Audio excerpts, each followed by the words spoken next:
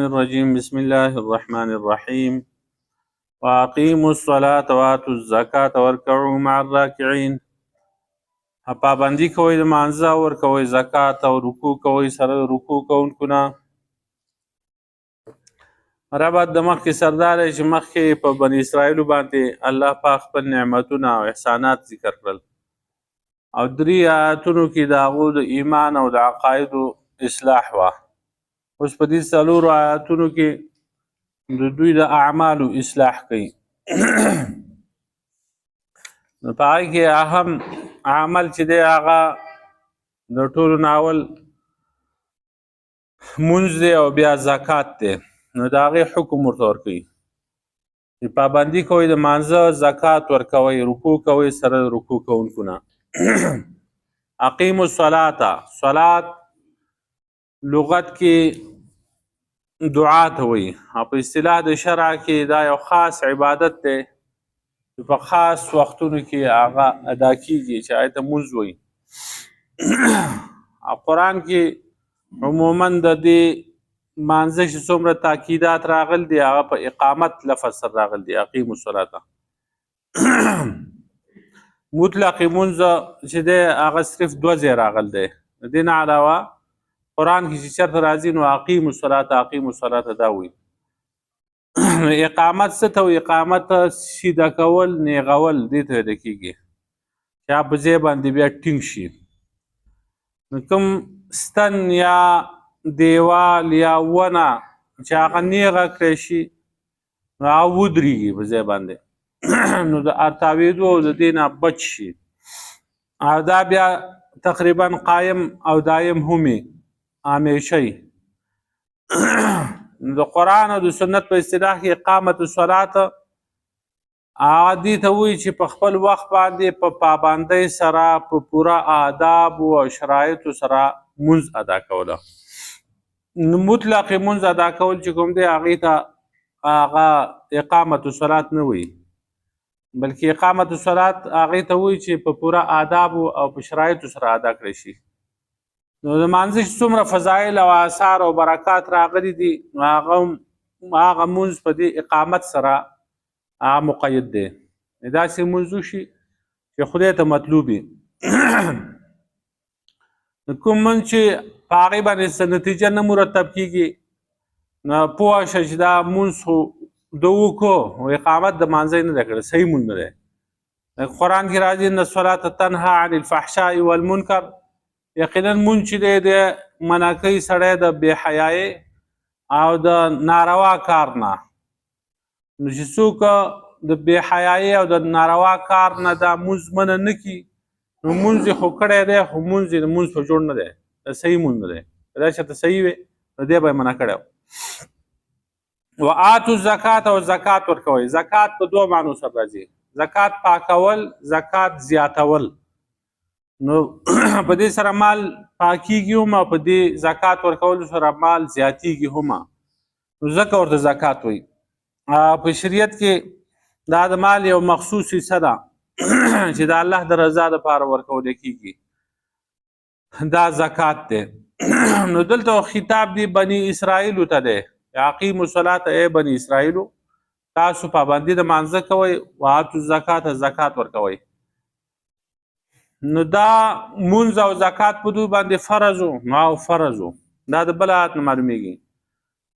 وروسته سورة مائده کې راځي ولقد اخذ الله میثاق بني اسرائیل وبعثنا منهم 12 نقیبا وقال الله انی معکم لئن اقمتم الصلاة وآتیتم الزکاة. تاقی سره موږ د بني اسرائیل نه کلک لوز اخیستی و او په هغې کې موږ 12 مشران دیږلي وو، د 12 ډلو مشرانو. الله رب العالمین هغوی ته فرمایلي وو چې زما امداد ستاسو سره دی خو که چېرته تاسو د مانځه پابندي کوئ او زکات ورکوئ. نو مونځ او زکات په هغو باندې فرض و، اگر چې د هغې په کیفیت کې او په دې کې به اختلاف وي او د هغې په تعداد د رکعتونو وغیره کې او څو دا مونځونه لکه حدیث د معراج کې راځي چې موسی علیه السلام نبي علیه السلام ته وویل چې څو مونځونه تا باندې فرض شو؟ هغه وي 500. ویې لاړ شه زما په امت باندې 50 مونځونه فرض شوي خو هغو بیا نه شو ادا کولی. کم کا. موسی علیه السلام په امت باندې 50 منځونه وو. نبی علیه السلام به ته او 15 به کمېده. بیا چې 15 پاتې شو بیا لاړ شه. نو نبی علیه السلام سوچ وکړو که دا ځل زه لاړم او دا ټول ختم کړي څه به پاتې شي. نو وی بس دی. الله پاک ورته وی بس دغه 15 منځونه دي دا 50 یعنې ثواب یې د 50 دی. زما په دربار کې قول نه بدلیږي. موسی علیه السلام سره د الله پاک ښه وکړي چې دا منځونه یې پرې کم کړي وو. دا د منې ورځې وې او 50 منځونه وې نو دا ټول بیا سر ته نه رسېده. او هغه نبي علیه السلام بار بار دیږه او منځونه کم شو. نو 50 منځونه په هغه امت باندې. زکات یې زکات زموږ څلوېښتمه روپۍ زکات دی او د نورو امتونو چې کوم دی هغه کم و زیاته کیدی شي. ورکعو مع الراکعین او رکوع کوئ سره د رکوع کوونکو نه. رکوع ټیټېدو ته ویل کېږي او په سجده باندې هم د دې اطلاق کېږي. سجدې ته هم رکوع ویل کېږي ځکه چې په هغې کې هم ټیټېدل دي. انتهایي درجه عاجزي ده پکې. خو په اصطلاح د شرع کې دا یو خاص ټیټېدو ته ویل کېږي چې هغه معروف او مشهور شی دی په مانځه کې رکوع. نو دلته یې ووی چې ورکعو مع الراکعین رکوع کوئ سره د رکوع کوونکو نه. رکوع دا تخصیص یې ولې کړی دی. د مانځه خبره خو مخکې کې وکړه چې واقعي الصلاة پابندي کوئ د مانځه. نو دلته چې وایي د رکوع کوئ سره د رکوع کوونکو نه دا ولې خاص ذکر کړی دی. د دې وجه وایي دا ده چې د یهودو په مانځه کې خو سجده وه خو رکوع نه وه. نو دا هغو ته تعریض دی چې ستاسو مونځ به د خدای په دربار کې هله قبلېږي چې د دې پیغمبر په طریقه باندې مونځ وکړئ. په هغه کې رکوع ده اول ایمان راوړئ په ده باندې او بیا وروستو دغسې مونځونه کوئ لکه دی چې کوي دا پیغمبر او د ده امت نو هله به قبول شي. نو ورکعو مع الراکعین.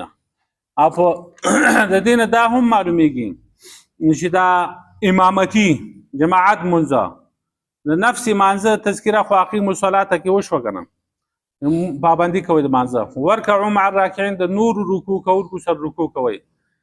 نور خلق چې هغه مونځ کوي د هغو سره مونځ کوئ. نورو خلقو سره چې یو ځای مونځ کوي خو د امامتۍ مونځ دی که نه د امامتۍ مونځ معلوم شو. نو په دې کې بیا د فقهاو اختلاف دی چې د امامتۍ دا مونځ چې دی دا واجب دی او که سنت دی. نو بعضې فقها وایي چې دا واجب دی. امام صاحب هم دغه خبره کوي. صحابه کرام او تابعینو یو غټه ډله هغه وایي دا واجب دی. څوک چې دا پرېږدي دا سخت ګناهګار دی.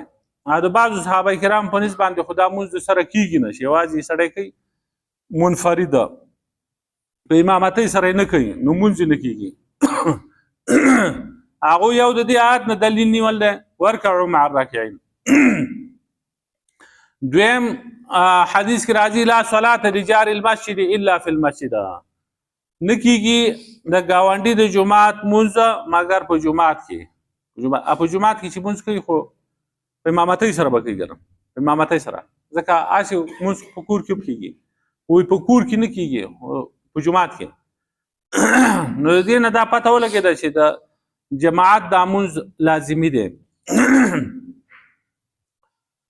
او بل روایت کې راځي مسلم شریف کې حدیث دی چې یو وړون صحابي رضی الله تعالی عنه هغه راغی نبي علیه السلام ته وویل چې زما سترګې ړندې دي او زه جومات ته تللی نه شم زما دپاره څوک شته هم نه چې ما بوځي ما ته اجازت راکړئ چې زه په خپل کور کې مونځ وکړم.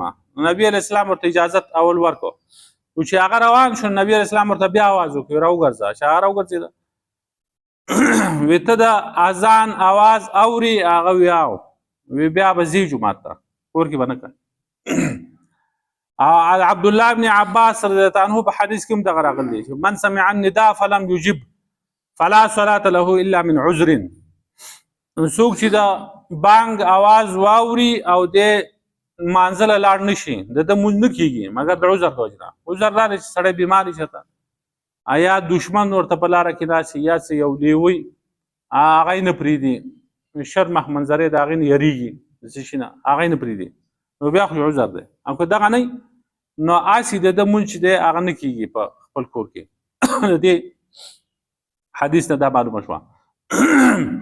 نو د دغه حدیثو په بنا باندې عبدالله بن مسعود ابو موسی اشعري رضی الله عنهما او نور صحابه کرامو ته فتوا لګول ده چې کوم کسان جمعه ته نږدې आवाज اوري او منزل نزي د دوی مونږ نه کیږي خو आवाज اوریدل د بانګ د دې نه متوسط आवाज دی درمیانه غونته आवाज لاوډ سپیکر یا د دنګ سړي د دنګ आवाज والا سړي आवाज ته دی براده بعضې خلک داسې هغه تیز आवाज یا لوډ سپیکر باندې چې بانګ یا خو د دې نه دلته چې وي پورې نیمګړی کې اورېدل کېږي نیمګړی نه دلته راځي یا کوټ او بر د کوړه کپدې کې اورېدل کېږي دغه نه چې متوسط غونتې आवाज او هغه واوري او بیا هم چې کوم دی منزله نځي نه کېږي وي خو جمهور علما چې دي او فقها هغه وایي چې دا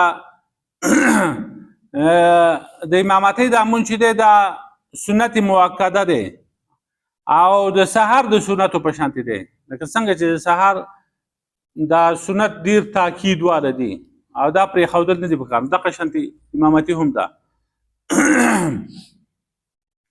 کوم حدیثونو کې دا راغل دي چې دغه ګاونډي د جماعت مونځ بغیر د جماعت نه بل ځای نه کیږي یا څوک چې आवाज اوري د اذان او هغه لاړ نشي مونځ نه کیږي نو د دې مطلب دا دی چې د مونځ کامل نه دی مونځ کیږي خو مونځ کامل نه دی عبد الله بن مسعود رضی الله عنه فرمایي چې کوم سړی غواړي چې هغه سبا د الله په دربار کې په داسې حال کې د الله سره میلاو شي چې هغه مسلماني نو دا 15 منځونه دي په هغه ځای کې ادا کوي کوم ځای کې چې اذان کیږي یعنی جمعات کې ځکه چې الله تعالی ستاسو پیغمبر صلی الله علیه وسلم ته هدایات او د طریقې ښودلي دي چې په هغه کې 15 منځونه چې دي هغه په جماعت او په امامتۍ سره ادا کول دي او دا د سنن هدا نه دي د هدایت سنت دي نو د دین هغه دلیل نشي دا سنت دی دا منځه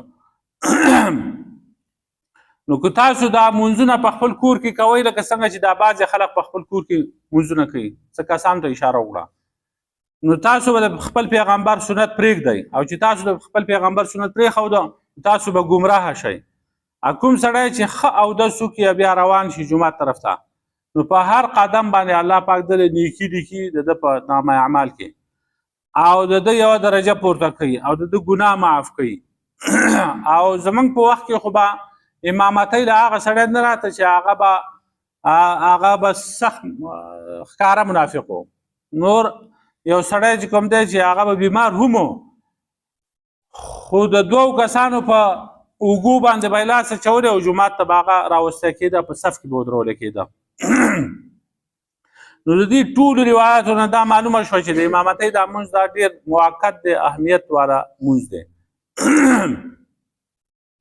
نو د دې وجې نه بعضې ورته سنت موقته چا ویل دی چا ورته واجب ویل دی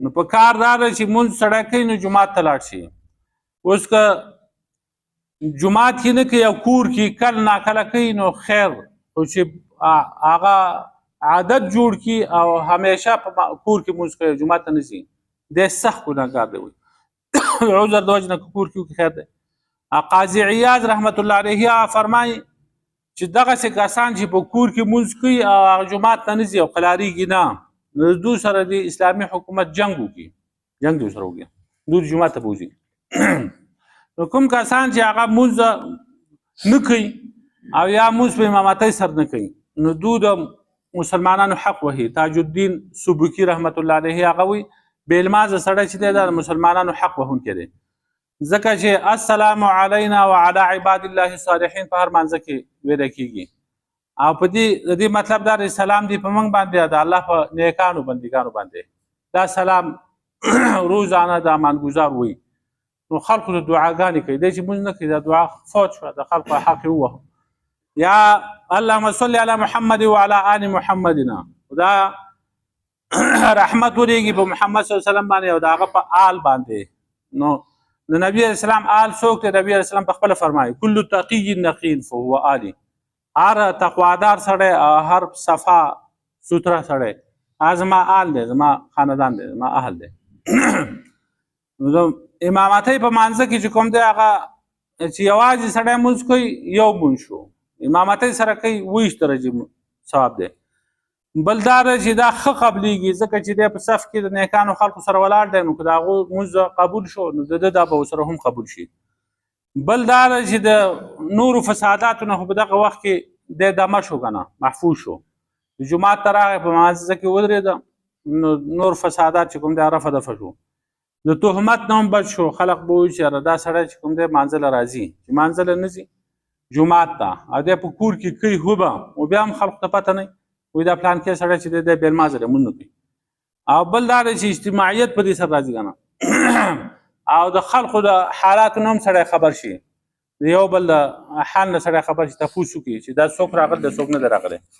واقیموا الصلاة او پابندي کوئ د مانځه واتو الزکات او زکات ورکوئ ورکعوا مع الراکعین او رکوع کوئ سره د رکوع کوونکو نه.